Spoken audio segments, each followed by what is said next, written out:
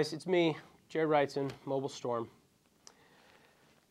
I know we like to crack whys here at OTI, but something's been eating at me for a while. A new story came out recently, and I just got to get something off my chest. I'm okay. I'm all right. Yeah, this is the same suit I wore last week. No, I don't have the type of money you'd have, but I look good in it. At least my mom tells me I do. I'm going to get into it here. A story came out about regulators putting pressure on text messaging rights. Yeah, remember that story a couple episodes back about the proposed New York state law that would sort of, regulate behavioral messaging? Assemblyman Richard Brodsky is now he's on the SMS regulation side, and I actually am behind him 100%. He joined a petition to the FCC along with a few other free speech rights groups against Verizon Wireless for engaging in discrimination. Yeah, basically Verizon would not allow these groups short codes to send text messages on their networks, and one of the groups was a rival group, and one of them was a controversial group. Mr. Brodsky and other folks think it's wrong for cellular providers to be able to block messages if they don't like the content, and I'm with you on this one.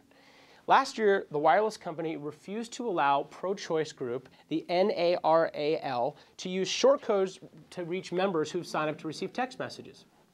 Verizon Wireless, oddly enough, reversed that decision and gave them those rights the same day that the New York Times put this story on the front page.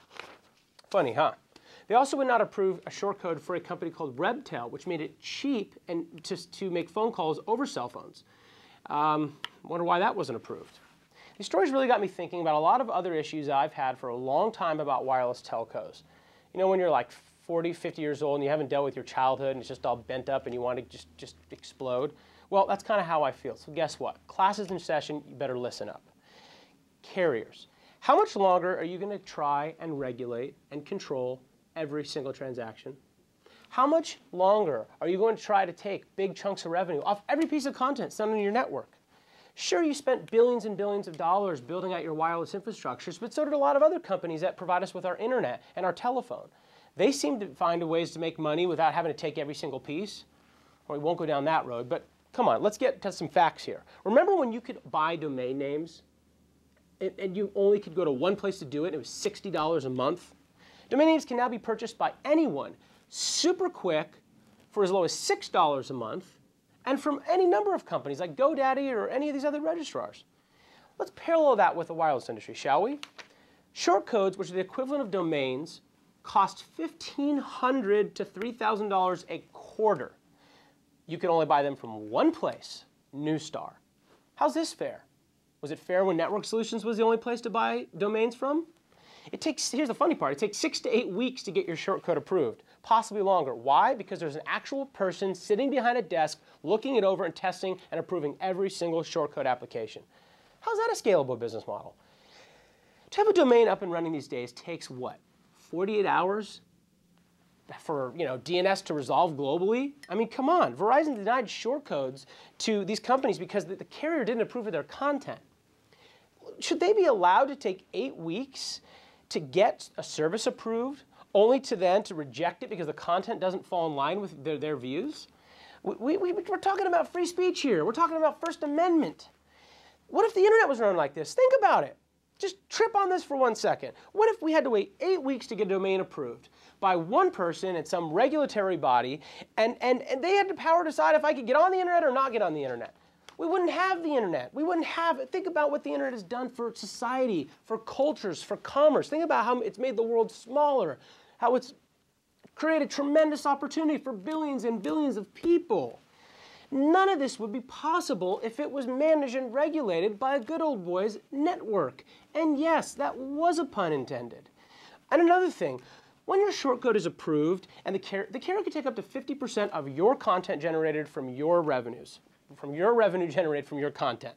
Imagine if every website owner had to pay a fee to their ISP for every bit of revenue they made through their website. Does net neutrality ring a bell? If you don't know what that is, Wikipedia, Wicca. It's a new song. Remember AOL's walled garden in 1995 when you can only get access to their content, to their information, and through their browsers? What happened? Well, what happened was developers and consumers, they pushed and they pushed and they pushed until the walls came tumbling down. Like Jericho sitting there with a horn. The whole thing crumbled. Carriers, it's time you start thinking about what made the internet successful and quickly follow suit. Think about it. You have the credit card information on every single individual in America, and you have amazing billing systems that could quickly and easily bill them and get their money fast and right away. Well, maybe not super right away, but you get the money. Open up your platform to all commerce. Make shortcode approval and provisioning instant like the internet is. Take a small percentage, like a credit card company, on every transaction. There will be billions upon billions and billions of them. Are you listening, Visa? Sure, you might lose a bit of revenue in the short term, but think of the long tail. The long tail. Oh, think about CompuServe and ailing AOL. You can't keep your walls up for long. No. No. Can you hear me now? I'm Jared Reitzin. I'm going back to my office. I'm glad I got that off my chest. Oh, hey, how's it going? Hey. Oh. Can you hear me now, bitch? Around the family with a pocket full of shells.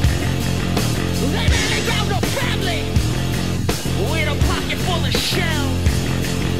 They ran around the family with a pocket full of shells.